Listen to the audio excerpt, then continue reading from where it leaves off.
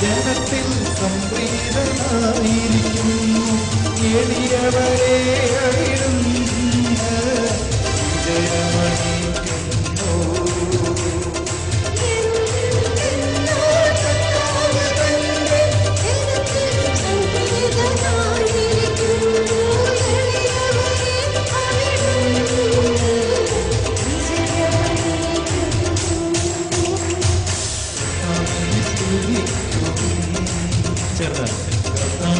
പുതിയ കീർത്തനമാലപിക്കുവിൻ വിശുദ്ധരുടെ സമൂഹത്തിൽ അവിടുത്തെ പാടി പുകഴ്ത്തുവിൻ.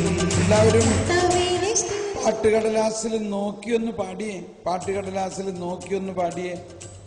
കടലാസൊക്കെ താഴെ വെച്ചിരിക്കാം, ഒന്ന് നോക്കി പാടിയേ. ഈ വരികൾ കർത്താവ് ഈശോ മിശിഹ പാടിയ വരികളാണെന്നും ഇത് നമ്മൾ പാടുമ്പോൾ നമ്മളുടെ മനസ്സിൽ പ്രകാശം പകരുമെന്നും നമ്മുടെ ജീവിതത്തിന് വലിയ പ്രത്യേകമായ ചില അഭിഷേകങ്ങൾ നൽകും എന്നൊക്കെയാണ് ഇതിൻ്റെ ഉദ്ദേശം. അതുകൊണ്ട് ഒന്ന് ഹൃദയം തുറന്ന് കർത്താവേ, ഈ വചസ്സുകൾ ഇസ്രായേൽ ജനം പാടിയതും ഈശോ തന്നെ പാടിയതും സകല വിശുദ്ധന്മാർ പാടിയതും ഈ വരികൾ ഞങ്ങളുടെ അധരത്തിലൂടെ ഞങ്ങളുടെ ഹൃദയത്തിലൂടെ ഞങ്ങൾ ആവർത്തിക്കുമ്പോൾ ഇത് ഞങ്ങളിലേക്ക് ജ്ഞാനം പകരണമേ. ജ്ഞാനമാണ് ഇന്നത്തെ നമ്മുടെ മുഴുവൻ സബ്ജക്റ്റ്. നമ്മൾ വ്യത്യസ്തമായ രീതിയിൽ ജ്ഞാനത്തെ നമ്മളിലേക്ക് പ്രവഹിപ്പിക്കാൻ പോവുകയാണ്. ഒന്ന് മനസ്സിരുത്തി ഈ വരികളുടെ അർത്ഥം ഗ്രഹിച്ചുകൊണ്ടൊന്ന് പാടിയേ.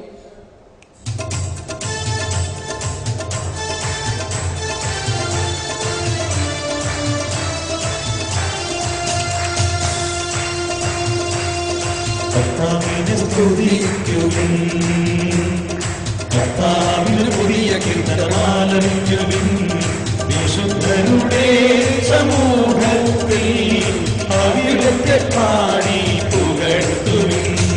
കർത്താവിനെ സ്തുതിക്കുവിൻ, കർത്താവിന് പുതിയ കീർത്തനമാലപിക്കുവിൻ വിശുദ്ധരുടെ സമൂഹത്തിൽ അവിടുത്തെ പാടി കർത്താവിനെ സ്തുതിക്കുവിൻ, കർത്താവിന് പുതിയ കീർത്തനമാലപിക്കുവിൻ വിശുദ്ധരുടെ സമൂഹത്തിൽ അവിടുത്തെ പാടി പുകഴ്ത്തുവിൻ. കർത്താവിനെ സ്തുതിക്കുവിൻ, കർത്താവിന് പുതിയ കീർത്തനമാലപിക്കുവിൻ. ശബ്ദം ഉയരട്ടെ,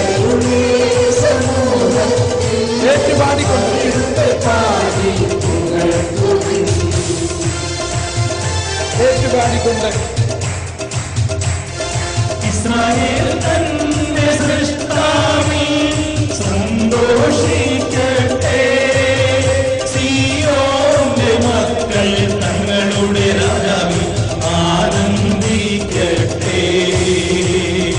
ഇസ്രായേൽ തന്റെ സൃഷ്ടാവിൽ സന്തോഷിക്കട്ടെ, സിയോന്റെ മക്കൾ തങ്ങളുടെ രാജാവിൽ ആനന്ദിക്കട്ടെ.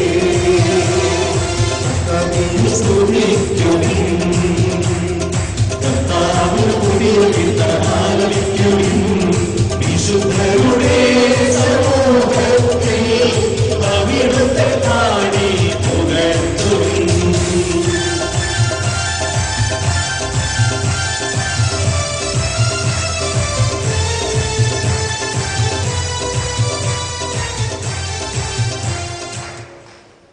നമുക്കൊരുപാട് സങ്കീർത്തനങ്ങളൊക്കെ പാടണമെന്ന് ആഗ്രഹമുണ്ട്, പക്ഷെ സമയത്തിൻ്റെ പരിമിതി കൊണ്ട് നിർത്തുകയാണിപ്പോൾ. സന്തോഷമാകും. നമ്മളിനി ആ പാട്ടുകടലാസിലെ ആദ്യത്തെ ഗാനം, ആത്മാവേ പരിശുദ്ധാത്മാവേ എന്നുള്ള ഗാനം നമ്മൾ എഴുന്നേറ്റ് നിന്ന് പാടുമ്പോൾ ആ വരികളിൽ വളരെ ആഴമായ അർത്ഥമാണ്. ഇത് 20 വർഷം മുമ്പ് പരിശുദ്ധാത്മാവ് പറഞ്ഞു തന്ന വരികളാണിത്. ഞാൻ ഈ കേരളത്തിലേക്കും അല്ലെങ്കിൽ ബോംബെയിൽ വെച്ച് ധ്യാനങ്ങളെല്ലാം ആരംഭിച്ച് കേരളത്തിലുടനീളം ധ്യാനിപ്പിച്ചപ്പോൾ അന്നും ഇന്നും എല്ലാ ദിവസവും പാടുന്ന ഗാനമാണിത്.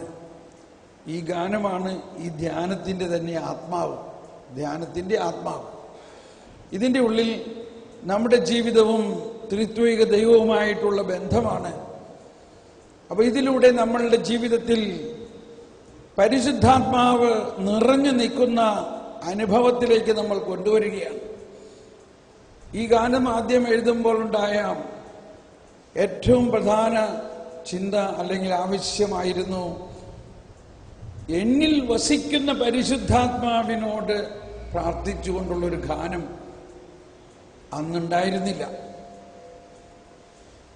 അതിൽ പിന്നെ ഇന്ന് പല ഗാനങ്ങളുണ്ടെങ്കിലും നമ്മളെപ്പോഴും ഇതാ പാടുന്നത്. അതുകൊണ്ട് വേറെ ഗാനത്തിൻ്റെ കാര്യം എനിക്കറിയില്ല.